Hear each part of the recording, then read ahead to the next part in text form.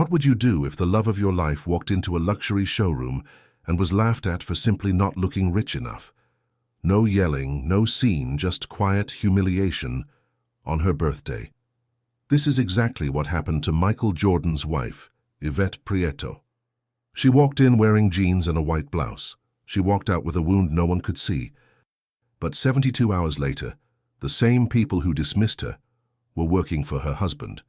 Because when Michael found out, he didn't get angry, he got strategic.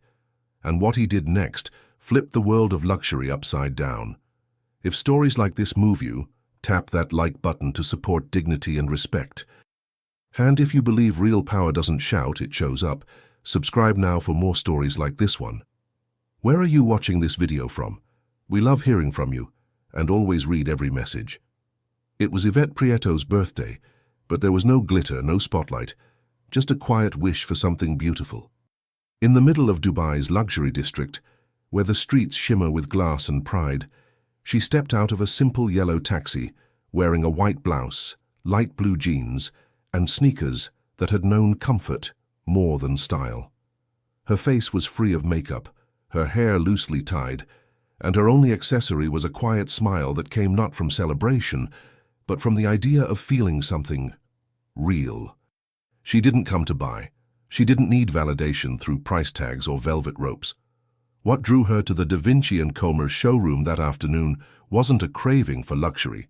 It was something more private, more emotional. The Ferrari Roma Spider, displayed in the center like a trophy, had lived in the corners of her mind for years. Sleek, graceful, unapologetically bold, it mirrored a version of herself she once dared to imagine. Inside, the dealership was quiet. The type of quiet that hums with the scent of polished leather and power. Yvette walked past rows of brushed steel and flawless finishes, her steps confident but unnoticed. A few glances followed her, some curious, some dismissive, but none curious enough to see beyond her clothes. There were no designer labels to announce her worth, no entourage to validate her presence. She approached the Roma Spider and stood there for a moment. Fingers barely grazing the polished surface, eyes locked onto the curve of the frame, she smiled, like someone recognizing a long-lost dream. For her, the moment wasn't about ownership. It was about connection, about beauty for its own sake, about honoring a version of herself that still believed in wonder. As she stood in silent awe, a voice pierced the moment. It was smooth, rehearsed, and coated in a kind of polite poison. "Miss, you might feel more comfortable at City Motors downtown," said the manager, his suit crisp and his smirk casual. No questions asked, no interest shown, just judgment, delivered with the efficiency of someone trained to sort humans into categories. Yvette turned, startled but calm. She didn't argue. She didn't explain who she was. She simply nodded, whispered a soft thank you, and walked out. The Roma Spider still glowed behind her, but the showroom had already dimmed in her heart, and as the taxi pulled away, the city lights began to blur, leaving behind something colder than silence. The quiet erasure of dignity. Victor Armin, the showroom manager, had been trained to read people like price tags. Tailored suits, wristwatches, last names, all signals he could decode in seconds. When he first saw Yvette, alone and simply dressed, he made a snap judgment. No matter how politely he phrased it, his eyes said everything. You don't belong here. It wasn't personal, it was systemic. A reflex more than a decision. He didn't ask if she needed help. He didn't offer a brochure or a glass of sparkling water. Instead, he intercepted her presence like a bouncer at an unspoken velvet rope. City Motors has a few pre-owned convertibles you might enjoy, he said, tone polished like a corporate brochure. The words were meant to sound helpful, but they dripped with coded language. He had already decided her story. The staff watched the interaction from a distance, not with malice, but with the passive complicity of people who had seen this before. In luxury spaces, exclusion doesn't always shout, it whispers. It's in the way smiles tighten, eyes avoid, and gestures grow smaller. For Yvette, it wasn't about the car. It was about being silently told that her presence diluted the room. Victor turned away before she responded, as if the conversation had already ended. To him, this wasn't an event worth remembering, Just another moment of quality control, keeping the brand's image curated, even if it meant curating people out.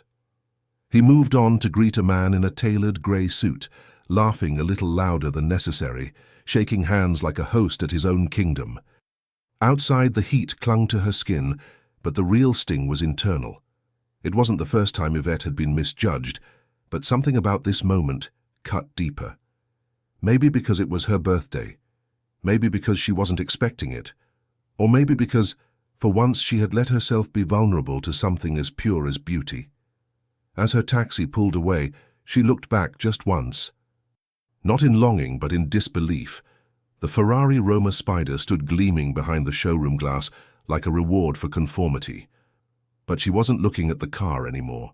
She was remembering the manager's eyes, the kind that calculate worth before hearing a single word. Yvette didn't cry, she didn't rant, she didn't post about it online. Instead, she sat in the back of the taxi, elbows resting on her knees, eyes lost in the blur of golden streetlights that lined Dubai's avenues. The city sparkled around her, indifferent to her mood. The deeper wound wasn't the words said, but the ones left unspoken. She wasn't just dismissed, she was made invisible. The driver, an older man with soft eyes, glanced at her once in the mirror. He didn't ask questions, but something in his silence felt gentler than the entire showroom. Yvette smiled faintly at his reflection, grateful for the space to breathe without judgment. In the glow of the evening, she felt both small and strangely clear. Not angry, just tired of how often kindness has to fight for space. Her phone buzzed once, then twice. Birthday messages from people she hadn't seen in years, emojis, cake gifts, casual "hope you're celebrating" texts. She replied with emojis too, trying to match the tone. But her heart wasn't in it. This year she had wanted something different, not diamonds or dinners, but a quiet affirmation that she still mattered even when no one was watching. The Ferrari had reminded her of that version of herself, the one who chased beauty, not approval, the one who believed you could walk into a room and not have to prove your right to be there. But now that feeling was tangled with something bitter. She hadn't expected the car, she hadn't even expected kindness, but she hadn't expected that. When she got home, the silence followed her like a shadow, the kind of silence that settles on your skin and makes you question if you imagined it all. She made tea, turned on soft music, looked out at the skyline, but the quiet kept whispering. They looked right through you, and that truth hurt more than any insult could have. She went to bed early, not from exhaustion, but from the weight of that invisible bruise. Some wounds don't bleed, they echo. And as she drifted into sleep, she couldn't shake the image of the Ferrari's reflection in the showroom glass. And how, for a moment, she had felt real again, until someone decided she wasn't enough to be seen. 2 days later, the sunset poured a warm amber glow into Yvette's living room as she sat cross-legged on the couch, casually video-chatting with Michael Jordan.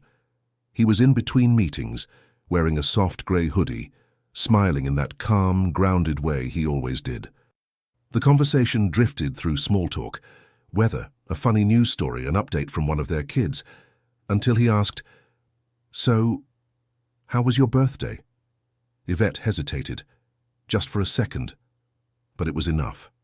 Michael caught the shift in her tone, the slight drop in her eyes, the pause that didn't match her words. "It was quiet," she said, trying to sound content. But Michael, a man trained to read pressure under silence, leaned in closer on the screen. "What happened?" he asked gently. "And so," she told him. She didn't dramatize it. She didn't cry or raise her voice. Instead, she walked him through the story like a memory she had already started detaching from. The dealership, the Ferrari, the manager's tone. The way it made her feel so small on a day she just wanted to feel human. "It's not that I wanted to buy it," she said. "I just wanted to see something beautiful, without being made to feel like I didn't belong." Michael didn't interrupt. He didn't say, "I'm sorry," too quickly. He listened, every word, every pause, every glance to the side when she looked away from the camera. He didn't offer solutions, just space, and when she finished, she gave a small laugh and said, "I know it's silly, I shouldn't let it get to me." But he shook his head slowly, eyes steady. It's not silly. Not at all. There was a long silence, not uncomfortable but heavy, like something sacred had been spoken into the room. Yvette leaned back on the couch and exhaled, finally letting the moment go. Michael nodded once and they moved on to lighter things. A basketball joke, a silly filter. Life continued, but under his calm, something else had begun. After the call ended, Michael sat alone for a while. No music, no phone, just thought. He'd faced critics, rivals, pressure from every angle, but nothing tightened his chest like the quiet pain in Yvette's voice. She hadn't asked for anything, but that made it louder. And in that stillness, he began to plan, not a reaction, but a message. Michael Jordan didn't believe in loud revenge, he believed in precision. That night, after the call with Yvette, he sat in his study with a quiet focus that felt eerily like game day. No anger, no theatrics, just clarity. He opened a notebook, jotted a few lines, and then sent a single encrypted message to someone he trusted more than most, Langston Hill, his longtime assistant and strategic fixer. Langston had seen that look before. It meant the gears had turned, and something was about to move. By sunrise, he had already begun pulling financial data from public and private registries. Within hours, he traced Da Vinci & Co.'s ownership chain to an Italian parent company preparing to open a new round of foreign investment. Timing was everything, and this time it was perfect. Michael wanted no headlines, no leaks, just control. He authorized Langston to contact a network of silent partners, global allies from sports, fashion, and private equity who trusted his judgment more than any pitch deck. The strategy was elegant. Infiltrate from the top, acquire from the core, and let the outer shell remain unaware until it was too late to resist. Each move was legal, quiet, and surgical. Through offshore accounts and strategic holding entities, his team began acquiring voting shares. No one traced it back to Michael, just a pattern of new interest in a company eager to scale. Within 36 hours, they had secured 42% of decision-making power. By the third morning, that number had passed 51%. Back at the Dubai showroom, Victor Armin had no idea the walls were shifting. He greeted clients, posted on LinkedIn, and prepared for the company's upcoming investor gala, unaware that the very woman he dismissed had set into motion a transformation he couldn't control. The power he thought he had was now borrowed time. Meanwhile, Michael remained invisible in the process. No statements. No press, just progress. He wasn't interested in proving anything to Victor. He wanted to show Yvette and the world that dignity isn't something you earn through price or presence. It's something no one should have the power to deny, and his next move would prove it loudest and through silence. Michael didn't want noise, he wanted meaning.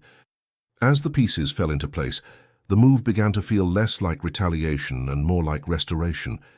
He wasn't here to embarrass anyone, he was here to redefine the standard.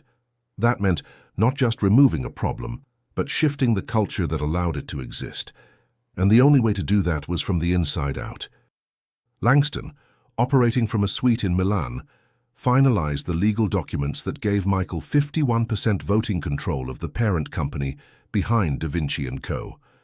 With it came the power to hire, fire, rebrand, restructure. Anything. The company's board, stunned by how smoothly the shares had moved, scheduled an emergency session. But it was too late. The ink was dry. Still, Michael made it clear to his new executive team, this wasn't a hostile takeover. It was a strategic realignment. He wasn't there to punish people. He was there to protect something far more valuable than the brand, its soul. Luxury, he said during the first call, means nothing if it comes at the expense of human dignity. Every detail was intentional. The investor gala, scheduled for the end of the week, would remain as planned, but now with a new twist. The Dubai showroom would host an event called the Night of Redefinition. Invitations were handwritten, sealed in black envelopes, and couriered to an exclusive list of global tastemakers. One was sent without a return address to Yvette. Michael never told her what he had done. He didn't want to steal the moment. He wanted her to own it, to walk back into that showroom not as a symbol of his power, but as a reflection of her worth.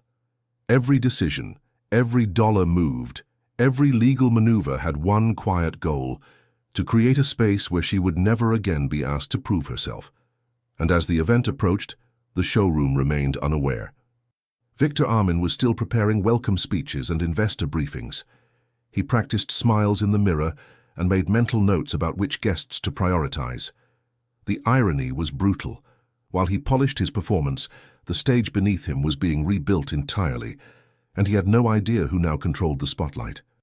3 days after her quiet visit to Da Vinci & Co., Yvette was at home folding laundry when the doorbell rang. A uniformed courier stood outside, holding a black envelope sealed with a gold crest. No name, no logo, just a handwritten note on the front. "For you." She turned it over in her hands, eyebrows raised. It felt heavier than paper, like it carried intention. Inside, the card was thick, embossed and elegantly designed. It read, "You are cordially invited to a private event, the night of redefinition, at Da Vinci & Co., Dubai. Formalities are optional. Presence is power."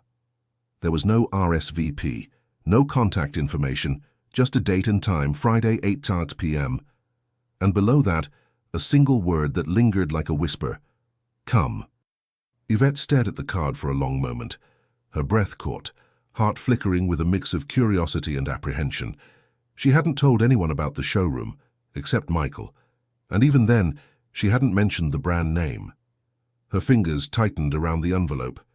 Something wasn't adding up, but it felt intentional, like a door was opening quietly, just for her. She thought about ignoring it. Maybe it was a mistake, a marketing ploy, or worse, some elaborate joke, but something inside her said otherwise. This wasn't just an invitation. It was a question, a challenge, an echo from that moment in the showroom, now returning with a strange kind of gravity. Could it be that someone had heard her silence? That night she placed the envelope on her dresser and stared at it before bed. It felt like the start of something, though she couldn't yet name it. A part of her wanted to dress up, show them who she really was. Another part, perhaps stronger, wanted to show up exactly as they had seen her before. No changes, no masks. Just the woman they dismissed. By morning her decision was clear, not because she needed closure, but because some moments deserved to be faced, not avoided. She didn't know what waited behind those showroom doors, but this time she wasn't walking in to admire a car. She was walking in to reclaim a piece of herself they never bothered to see. Friday evening arrived with the kind of quiet tension that hums beneath the surface of big moments. Yvette stood in front of her mirror, dressed in the exact same outfit she wore that afternoon at the dealership. White blouse, light blue jeans, clean white sneakers. No jewelry, no makeup, no armor. She wasn't dressing to impress. She was dressing to remind. The taxi ride to the Da Vinci & Co. Showroom felt surreal. This time the lights of Dubai shimmered with something different. Not distance, but possibility. As she stepped out, heads began to turn.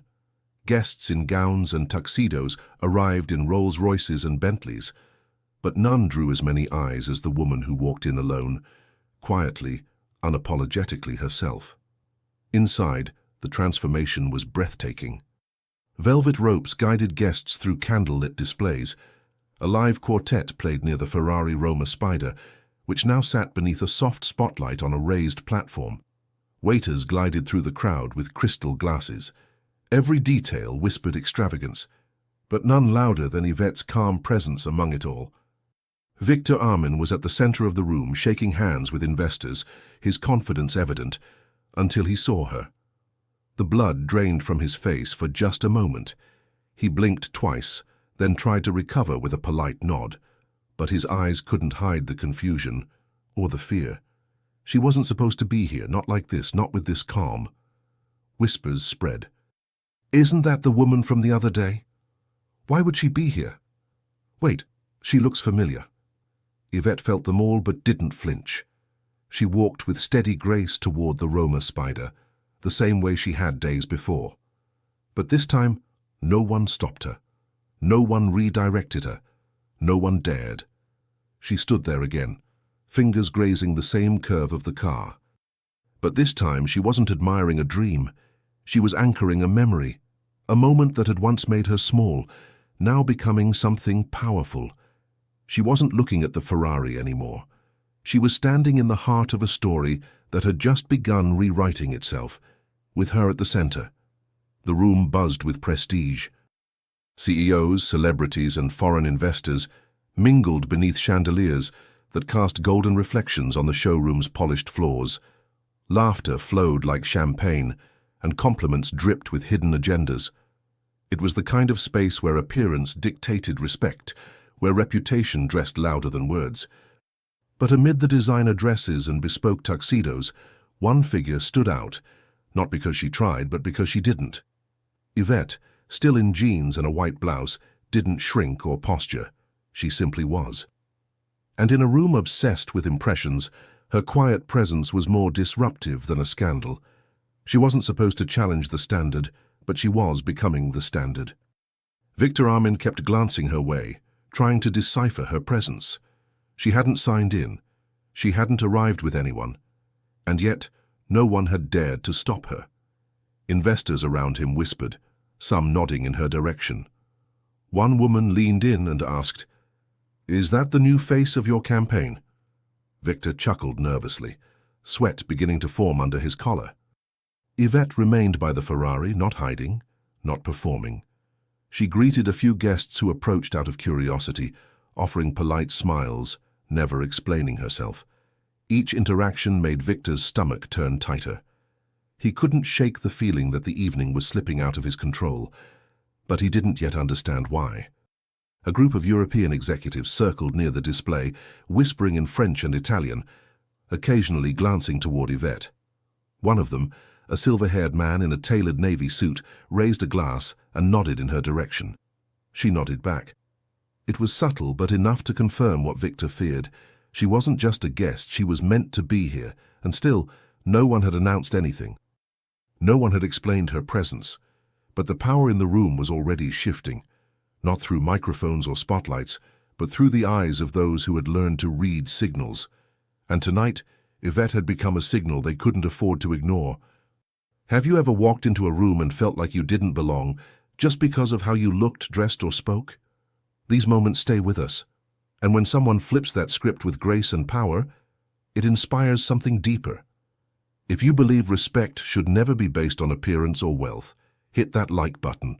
It tells the world these stories matter. And if you want to see more stories where dignity wins and injustice gets quietly exposed, make sure to subscribe to our channel. This space is for people who still believe in empathy, justice, and transformation through character, not status. Where are you watching this video from? We love hearing from you and always read every message. The hum of conversation softened as a subtle change swept through the room, like the first gust of wind before a storm. Michael Jordan walked in with no entourage, no flashing lights, and no announcement. Just presence. Dressed in a charcoal-tailored suit with no tie, he moved with the effortless calm of someone who didn't need to prove anything. And yet the energy shifted the moment he crossed the threshold. Heads turned, glasses paused mid-air, whispers started to ripple like tiny waves in a high-end pond. Michael wasn't just a celebrity, he was weight. He didn't scan the room or bask in attention. His eyes went straight to Yvette. For a second he simply watched her, still radiant in her simplicity, before walking forward not toward the car but toward the center of the room. Victor spotted him and froze. His smile collapsed into something brittle and unfinished. He took one hesitant step forward but stopped when Michael raised a hand, not to shake but to hold the moment. The crowd began to hush, not from request but from instinct. A different kind of spotlight had just turned on, and Michael was standing directly in it. He cleared his throat, not loudly, but with authority. Then his voice filled the space with a tone that was neither bitter nor theatrical, but deeply human. 3 days ago, he began, a woman walked into this showroom and was quietly told she didn't belong. His eyes moved gently through the room. Tonight, she returns, not for revenge, but as a reminder. The silence was absolute. Michael took a step closer to the Roma Spider, where Yvette stood calmly beside it. He looked at the crowd and continued, a reminder that dignity doesn't come with a price tag, And status isn't something you wear, it's something you carry. The words landed like thunder in velvet. Victor looked around, searching for a script that didn't exist. The crowd turned from him to Yvette, then back to Michael. No one clapped. No one needed to. The moment wasn't for applause. It was for clarity, and Michael had just delivered it, not as a basketball legend, but as a man standing between silence and justice, holding them both in balance. Michael let the silence breathe for just a second longer, then shifted his gaze to Victor Armin. Calmly, without a raised voice, he said, "You judged the wrong person." The words were simple, but they cracked through the room like a lightning bolt in velvet. Michael didn't need volume. He had truth. Victor opened his mouth, then closed it. His posture, once proud and firm, now wilted. "Mr. Jordan, if I had known," he started, but Michael gently cut him off. "That's the point. You didn't want to know, you didn't look." He turned to the crowd. "This brand stands for vision, for precision. But what kind of vision fails to see the person in front of them?" Then came the reveal. Michael stepped aside and motioned to a man standing near the rear doors, Langston Hill. He walked forward, carrying a leather folder, which Michael opened with ceremonial slowness. "As of this week," Michael said, "I am the majority shareholder of the parent company that owns Da Vinci & Co., and effective immediately, Victor Armin will no longer represent this brand."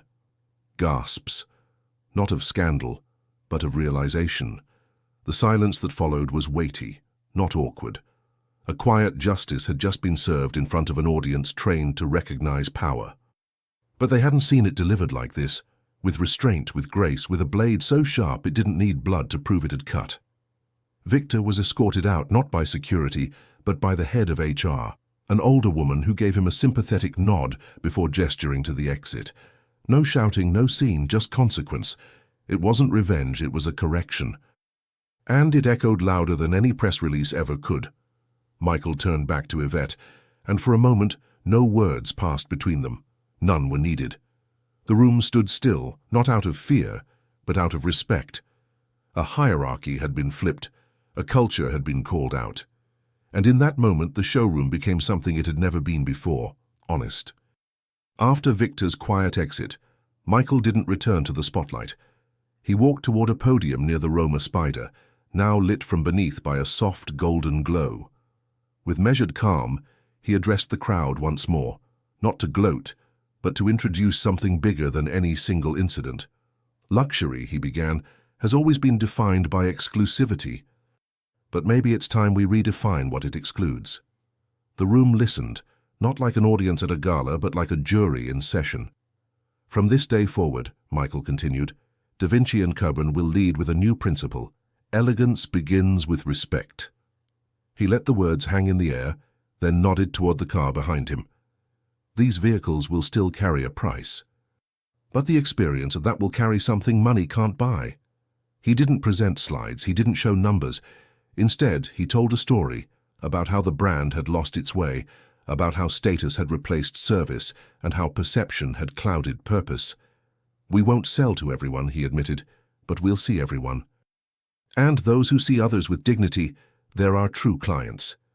The audience began to nod, not out of obligation, but from something deeper. Investors from Tokyo, designers from Milan, journalists from London, they all felt the shift. This wasn't a rebranding, it was a reset. A luxury space no longer built on separation, but on presence. No longer defined by wealth alone, but by the values behind it. To punctuate the change, Michael announced a new initiative, a global mentorship program to elevate underrepresented entrepreneurs in the luxury space. "We're not just changing ads," he said, "we're changing access." And just like that, what began as a silent correction had become a movement, quiet, strategic, and irreversible. Yvette, still standing beside the Roma Spider, exhaled softly. The car hadn't changed, the showroom hadn't moved, but the energy around her felt completely transformed, not because she had been seen, but because the world had been shown what it means to see. And this time no one could look away. The next morning no press release was issued, no official statement went live. But a single photo taken quietly by a guest began to circulate online. It showed Yvette standing beside the Ferrari Roma Spider, wearing her white blouse and jeans, half smiling with quiet confidence. No hashtags, no filters, just presence. And that was enough. Within 24 hours, the image had reached over 12 million organic impressions across luxury forums, Instagram pages, and digital culture blogs. People weren't just sharing a fashion moment, they were sharing a message. The caption that appeared most often beneath the reposts read, "Elegance begins with respect." The brand hadn't planned it. The audience had decided it.